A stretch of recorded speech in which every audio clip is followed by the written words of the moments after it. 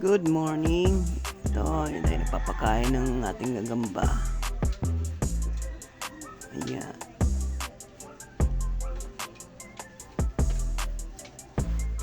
So, ayan. So, papakain mo tayo para naman yan sa bilis. Dinali agad yung gagamba. Ikes.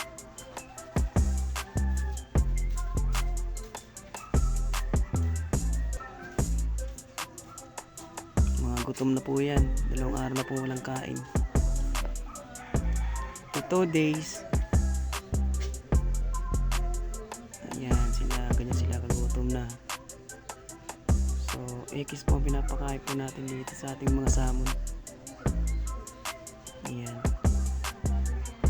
So, ayan po ay mga panlaban po natin tuwing Sabado at Linggo.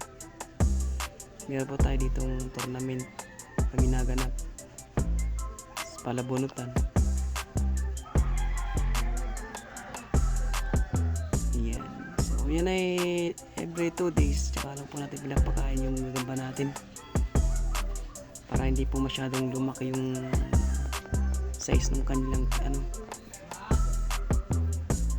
Kasi minsan po pag nasusobrahan po ay puputok yung gagamba natin. Ay mga dabar cards. Tingnan nyo naman.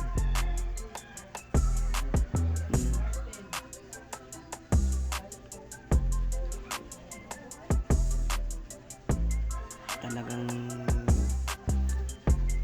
hindi na talaga pinagbigyan agad, talagang minadali na. Ayan.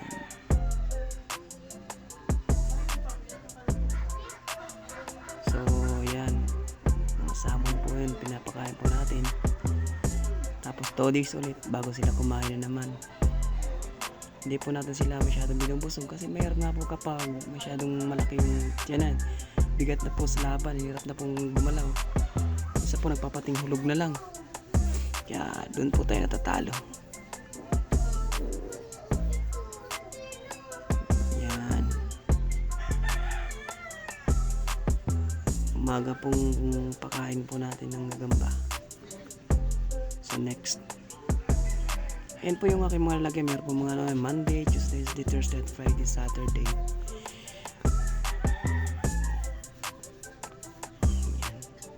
Ayan po yung ikis. Pangatlo po natin ano, papakain.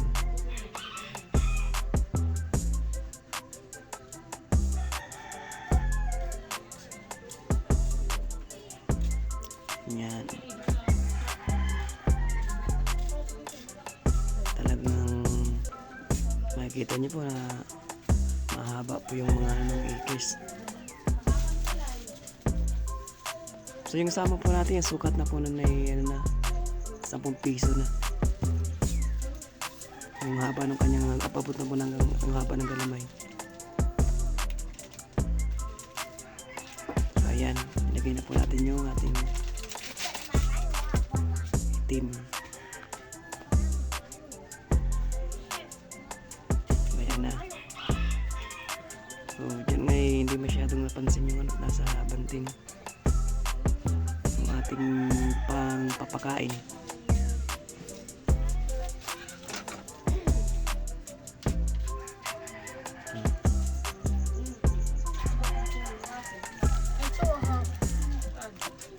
Ayan, papatingulog pa yung ikis.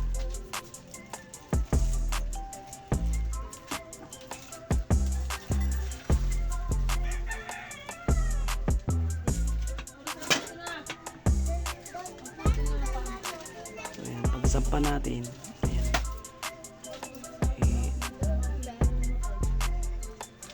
Ayaw pansinin. Dito ang pasok daw namin. Ayaw pansinin yung ating ikis, yung ating gagamba. Pero pag napansin ng ano yan, magiging pagkain na lang yan. Magiging kwento na lang yan ng gagambang yan.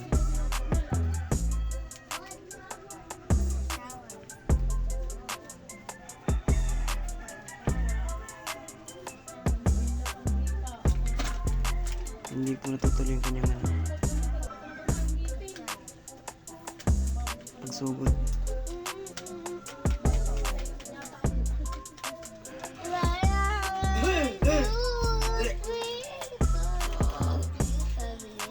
Ayan.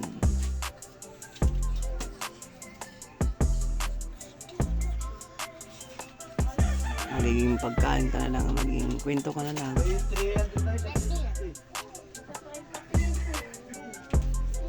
Kapag inabot ka ng mga samon. So, yan po yung mga inaanap po namin na gagamba. Eh, galing po yan doon sa kagubatan. So, yan po yung kinukuha po namin gabi. Kasi, sa umaga ay mahirap pong maghanap ng gagamba. Medyo mga nakatago sila. Pero sa umaga, sa gabi naman, mas mabilis. Kasi mismo sila nasa bahay agad sila yakapan na. Ayan sila, sa puta na po yung isa. So hindi na nga po talaga pinakawalan. Talagang tinapos na agad.